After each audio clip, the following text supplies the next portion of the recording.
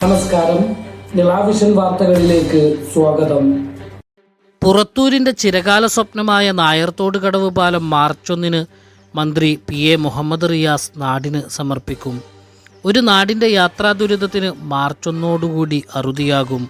52 കോടിയിലധികം രൂപ ചെലവഴിച്ച് നിർമ്മിക്കുന്ന നായർത്തോട് കടവ് പാലം March 1 doctor KT Jaleel MLA അധ്യക്ഷതയിൽ പൊതുമരാമത്ത് വകുപ്പ് മന്ത്രി PA മുഹമ്മദ് റിയാസ് നാടിന് സമർപ്പിക്കും.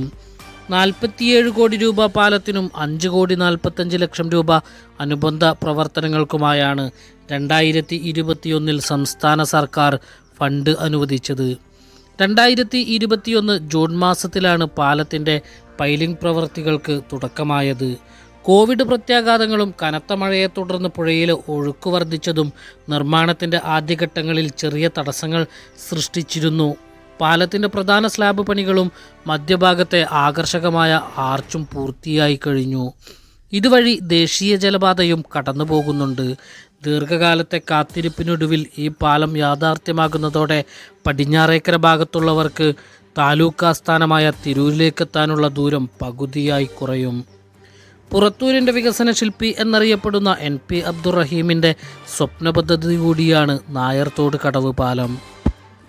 സംസാരിക്കാൻ പോലും കഴിയാതെ രോഗാതുരനായി ആശുപത്രിയിൽ കഴിയുമ്പോഴും തന്നെ സന്ദർശിക്കാനെത്തിയ MLA ഡോക്ടർ KT ജലീലിനോട് എഴുതിക്കൊടുത്ത കുറിപ്പിൽ ഈ പാലം എത്രയും വേഗം യാഥാർത്ഥ്യമാക്കണമെന്ന നിർദ്ദേശവും ഉണ്ടായിരുന്നു. നിലവിൽ കൂട്ടായിക്കടവ് പാലം അടച്ചതോടെ വലിയ വാഹനങ്ങൾക്ക് പടിഞ്ഞാറേക്കര അഴിമുഖത്തെത്തണമെങ്കിൽ 20 കിലോമീറ്ററിലധികം ചുറ്റി വേണമെത്താൻ. News desk Nilavision, Purathur.